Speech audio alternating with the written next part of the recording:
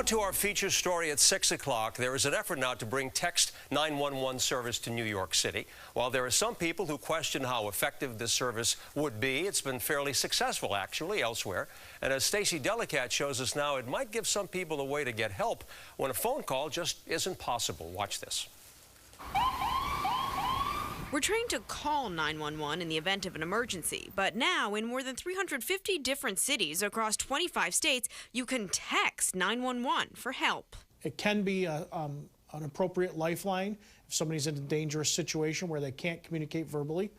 Maybe there's a burglar in their house or some type of situation of that nature. John Merklinger is the director of the 911 Center of Monroe County in upstate New York, which implemented the 911 text system 2 years ago. He says it has mostly been used by members of the deaf community, but has also been used in situations where the person didn't want anyone to know he or she was contacting authorities. One example locally would be we had a person witnessing a drug transaction.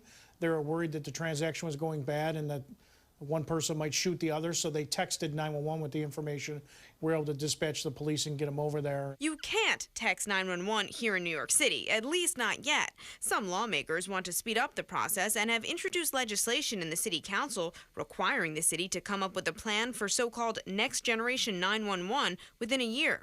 Mark Fletcher, the chief architect for worldwide public safety solutions at Avaya, says it will take some work. Right now, 911 is built for phone calls. That's the way it was built in 1968, and that's the way it remains today. It does phone calls. It doesn't do anything else. So this is new technology on top. The city wouldn't provide details on whether plans for text to 911 are already in the works, but sent us a statement saying, quote, "We look forward to discussing with the city council future technology upgrades and enhancements to increase the number of ways New Yorkers can communicate with the city's emergency 911 system." But while sending a text may seem more convenient for people who rarely use the call functions on their smartphones, officials warn texting should only be used when dialing 911 is not an option. It takes a little longer to text back and forth, especially when you're limited on characters, versus actually making the phone call and talking. So the first thing we do when we receive a text is we encourage the person, if they can call us, to call directly. It's not a replacement for calling 911.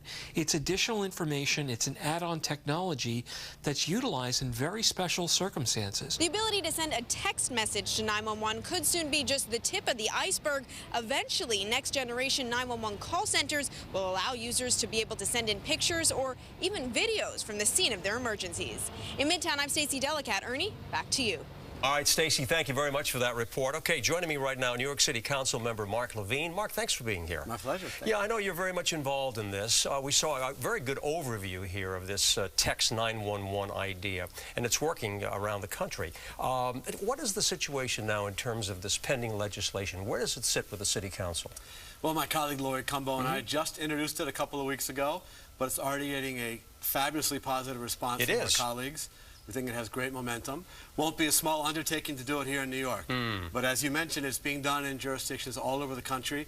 There's no reason we couldn't do it here, and the case is really compelling. Yeah, I mean, you've got, as we heard, 350 cities and 25 states where this is in operation right now. A lot of people wonder, why not New York? I mean, in this city, why shouldn't we have that service? We should. Yeah. This is a big and complicated emergency response system. It won't be easy, it won't be cheap, but we've got to start now. As your piece pointed out, there's cases where it's just not safe to make a call. And for domestic violence victims, this has particularly powerful potential. The ability to contact 911 without having to make a call in front of your abuser, I think we all want that to be a reality in New York City. Yeah, maybe some people think the downside would be that perhaps it isn't quick enough. I mean, texting, but a lot of young people are very much into this. Well, this is not a substitute for a call. It's always better to have a live conversation. Right. So you can exchange information in a more thorough way. But when a phone call is not an option, we must have this as one way to communicate. And for young people, as you point out, this is their go-to mode of communication. It's where they're comfortable. And so for a domestic violence victim, you want them to be able to communicate in the most comfortable fashion, and we're trying to make that possible. And what about some of the success stories that you've heard? It's already in operation upstate New York, right? It is. San Antonio and all of South Texas have this. And what you see time and again is particularly domestic abuse victims who were not able to make a call, not comfortable making a call, embarrassed perhaps to speak voice to voice, have found texting as the way they can comfortably communicate. And we believe lives have been saved. We've seen reports of this in San Antonio. The whole state of Maryland is converted.